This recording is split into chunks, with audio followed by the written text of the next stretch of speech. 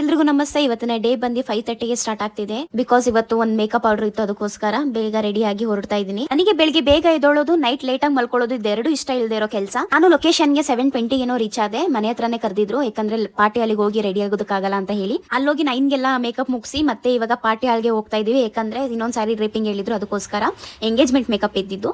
ಎಲ್ಲೂ face reveal ಮಾಡಿಲ್ಲ, because reveal ಮಾಡೋದು ಬೇಡ ಅಂತ ಹೇಳಿದ್ರು, ಅದಕ್ಕೆ ಅಪ್ಲೋಡ್ ಮಾಡಿಲ್ಲ ಎಲ್ಲೂ.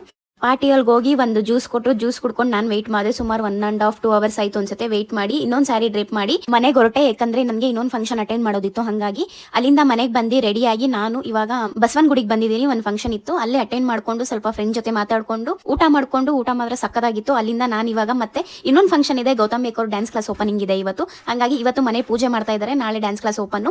ಇವಾಗ ಅಲ್ಲಿಗೆ ಹೋಗ್ತಾ ಇದ್ದೀನಿ ನಾನು. ಬೆಳಿಗ್ಗೆಯಿಂದ ಕಾಫಿ ಟೀ ಕುಡ್ದಿಲ್ಲ ಅಂತ ಹೇಳಿ ರೆಗ್ಯುಲರ್ ಸ್ಪಾಟ್ ನಮ್ದು ವಾವ್ ತಂದೂರಿ ಚಾಯ್ ಅಲ್ಲಿಗೆ ಬಂದ್ವಿ. ಅಲ್ಲಿ ಒಂದು ಟೀ ಕುಡ್ಕೊಂಡು ಸ್ವಲ್ಪ ಟೈಮ್ ಸ್ಪೆಂಡ್ ಮಾಡ್ಕೊಂಡು ಅಲ್ಲಿಂದ ನಾವಿವಾಗ ಗೌತಮ್ ಮೇಕರ್ ಡ್ಯಾನ್ಸ್ ಕ್ಲಾಸ್ ಹತ್ರ ಬಂದ್ವಿ. ನಾವು ಹೋಗಿ 10 ಮಿನಿಟ್ಸ್ 15 ಮಿನಿಟ್ಸ್ ಆದ್ಮೇಲೆ ಪೂಜೆ ಸ್ಟಾರ್ಟ್ ಆಯ್ತು. ಒಂದ್ ಸ್ವಲ್ಪ ಹೊತ್ತಿದ್ದೆ, ಅಲ್ಲಿಂದ ನಾನು ಇವಾಗ ಮತ್ತೆ ಮನೆಗೆ ಬಂದೆ. ಯಾಕಂದ್ರೆ ಬೆಳಿಗ್ಗೆ ಬೇಗ ಇದ್ದಿದೆ, ರೆಸ್ಟ್ ಮಾಡಿಲ್ಲ ಅಂತ ಹೇಳಿ. ರೆಸ್ಟ್ ಮಾಡಿ ಮತ್ತೆ ನಾನು ನೈಟ್ ಬಂದೆ ಒಂದ್ ಸ್ವಲ್ಪ ಹೊತ್ತಿದ್ದಿ, ಊಟ ಮಾಡ್ಕೊಂಡು ಅಲ್ಲಿಂದ ಇವಾಗ ಮನೆಗೆ ಬಂದೆ. ಇವತ್ತಿನ ದಿನ ಇಷ್ಟೇ. ಓಕೆ, ಬಾಯ್.